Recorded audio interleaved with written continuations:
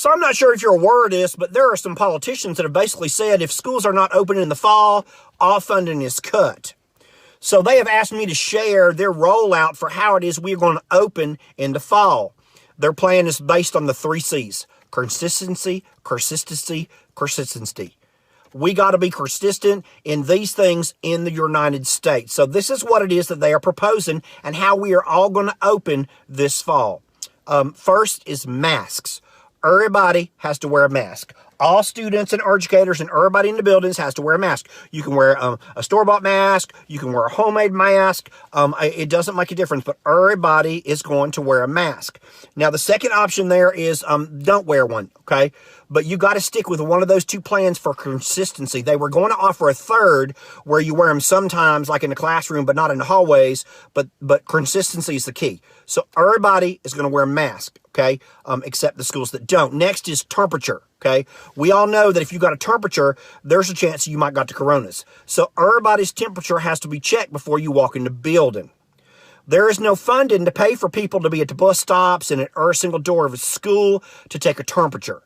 Okay, so their suggestion is just to make sure that we trust parents to not send their children to school with a temperature.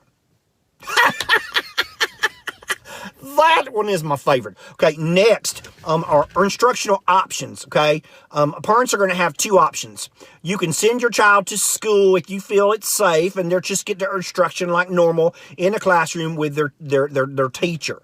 Second option is to continue to the online instruction that we ended the year with, okay? So you can either send your child to school or continue online instruction. Now, there's no funding for who's going to teach the online instruction when all the teachers are teaching, but who knows? Now, there's also a third option.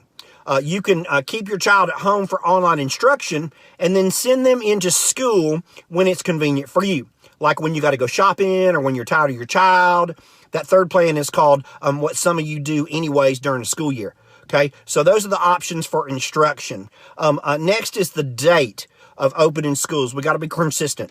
So everybody in the United States is going to open the Tuesday after Labor Day, which is September 8th.